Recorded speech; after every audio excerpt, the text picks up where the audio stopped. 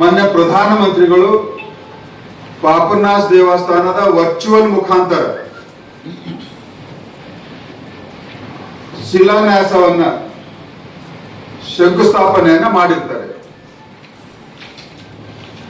ಇಷ್ಟಾಗಿಯೂ ಈಗಾಗಲೇ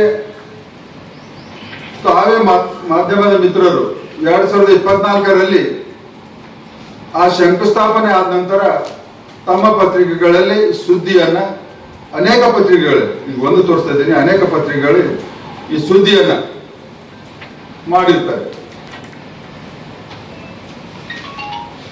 ಈಶ್ವರ್ ಖಂಡ್ರೆ ಮತ್ತು ಅವರ ಮಗನ ಏನಾದರೂ ಈ ದೇವಸ್ಥಾನಕ್ಕೆ ಕೊಡುಗೆ ಇದೆ ಅಂದ್ರೆ 1 ವರ್ಷದ ಹಿಂದೆ ಕಾಮಗಾರಿಯನ್ನ ಪ್ರಾರಂಭ ಆಗಬೇಕಾಗಿತ್ತು. ಸುಮಾರು 6-9 ತಿಂಗಳಿನಿಂದ ಟೆಂಡರ್ ಆಗಿ ಗುತ್ತಿಗೆಗಾರರನ್ನ ನೇಮಿಸಲಾಗಿದೆ. ಆ ಯಾರ ದುರುದ್ದೇಶದಿಂದ ಇಲ್ಲಿಯವರೆಗೆ ಕಾಮಗಾರಿಯನ್ನ ಪ್ರಾರಂಭ ಮಾಡಲಿಕ್ಕೆ ಆ ಗುತ್ತಿಗೆದಾರರನ್ನು ಬಿಟ್ಟೇ ಇಲ್ಲ.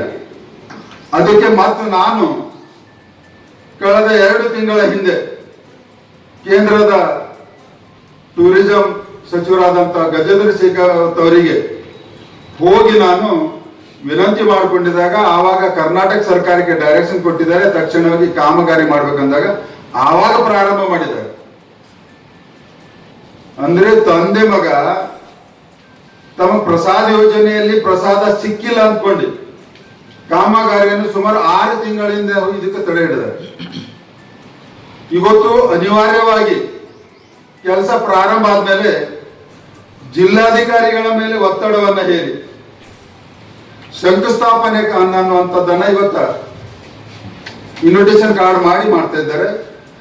ಮತ್ತು ಈ ಇನ್ವಿಟೇಷನ್ಗೆ ಕೇಂದ್ರದ ಸಚಿವರಾದಂತ ಗಜೇಂದ್ರ ಸಿಂಗ್ ಶೇಖಾವತ್ ಅವರ ಹೆಸರು ಹಾಕಿರೋದು ಅಕ್ಷಮ್ಯ ಅಪರಾಧ.